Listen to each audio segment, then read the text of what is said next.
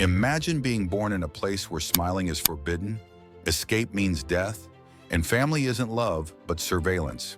This is not fiction. It's the reality of North Korea's most secret prison, Camp 14. Today we uncover 10 chilling secrets that the world was never meant to know. Welcome to our channel. If you're fascinated by hidden histories and dark secrets the world tries to bury, you're in the right place.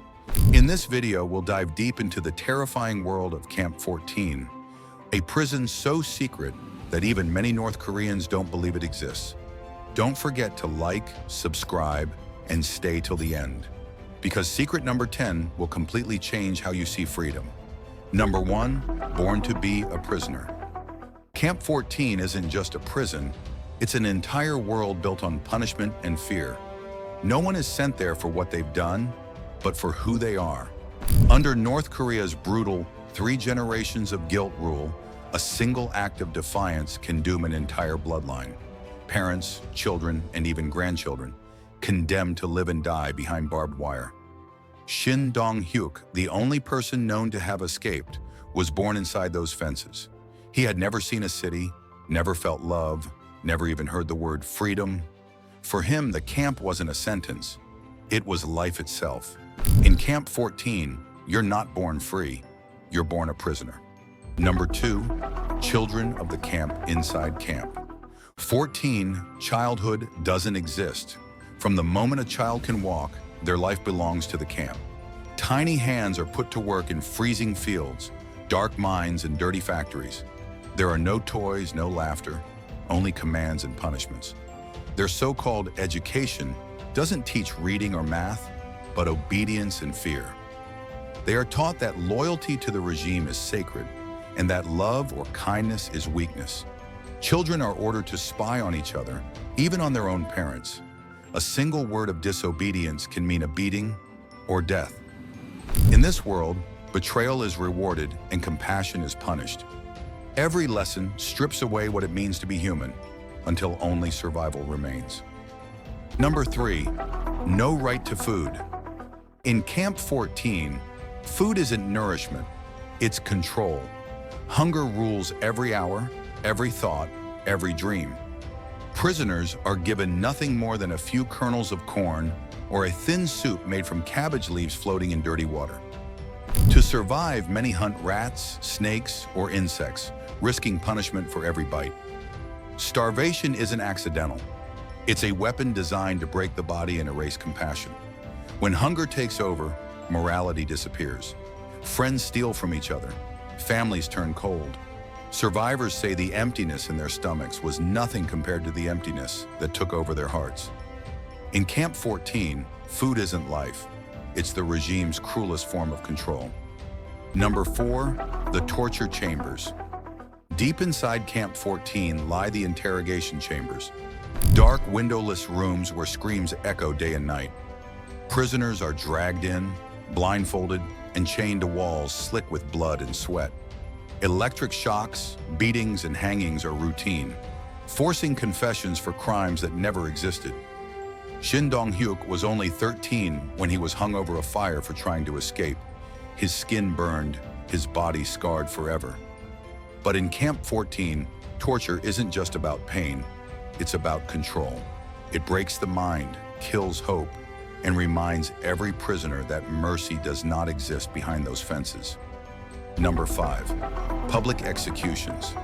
In Camp 14, death is not hidden, it's displayed. Public executions are staged as lessons in obedience, a brutal theater of fear. Prisoners are gathered in open yards, forced to watch as their fellow inmates are tied to wooden posts. Guards read out the so-called crimes, stealing a few grains of corn, attempting escape, or speaking out of turn. Then the shots are fired, bodies fall, and the crowd remains silent, terrified to blink. Even children stand among them, their first lessons in loyalty written in blood. In Camp 14, executions aren't punishment. They're a warning carved into every survivor's memory. Number 6, families are enemies. In Camp 14, love is the most dangerous emotion a person can have. Families don't exist to comfort one another. They exist to spy, to survive, and to obey. Trust is a forgotten word. Shin Dong-hyuk, born behind those fences, grew up believing that loyalty to the regime was the highest virtue. When he overheard his mother and brother planning an escape, he didn't feel love or fear, only duty. He reported them to the guards, thinking he was doing what was right. The next day, he was forced to watch their execution. It was then he learned the regime's cruelest lesson: not how to punish the body, but how to destroy the heart.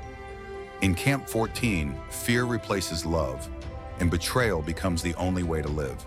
Number 7, no escape. Until one man tried for decades, no one had ever escaped from Camp 14. Not because they didn't want to, but because it was impossible. The camp was surrounded by high-voltage electric fences, armed guards, and fields laced with hidden mines. But one man, Shin Dong-hyuk, refused to die behind those wires.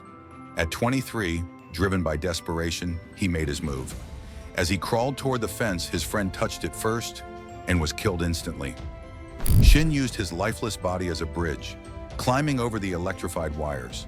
Burned, bleeding, but alive, he looked up, and for the first time, saw a sky without barbed wire. Number 8, the outside world shock. When Shin finally escaped Camp 14, freedom didn't feel real.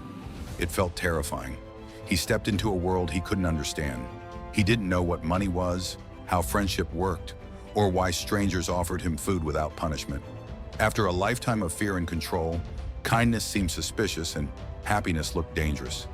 Even in safety, he flinched at sudden sounds, always expecting guards to appear. It took years before he could believe he wasn't being watched anymore. Shin's story isn't just about escaping a prison. It's about learning what it truly means to live, to feel, and to be human again. Number 9, the camp still exists. Many believe Camp 14 is just a dark chapter from the past, but the truth is far more chilling. Despite international attention and decades of outrage, Camp 14 has never been officially closed. Satellite images still reveal guard towers, new buildings, and movement deep within the mountains. North Korea dismisses these findings as anti-state propaganda, claiming such camps don't exist. But defector testimonies, leaked government files, and years of consistent satellite data tell another story, one the regime desperately tries to hide. Camp 14 remains active, silent, and unseen by the outside world. Behind those mountains, the suffering continues, untouched and unanswered by time. Number 10, the price of telling the truth. After escaping Camp 14, Shin Dong-hyuk carried more than scars. He carried the truth. He shared his story with the world through the book Escape from Camp 14, revealing horrors no one dared to imagine. But telling the truth came at a heavy price. The memories of torture, betrayal, and loss never left him. Even years later, Shin wakes from nightmares of fire and fences, haunted by the faces of those he couldn't save. The world praised his courage, but inside he battles guilt and pain that freedom couldn't erase. His story stands as a reminder that freedom is fragile and that silence allows humanity's darkest places to endure in the shadows. Camp 14 is a dark reminder of what unchecked power can do.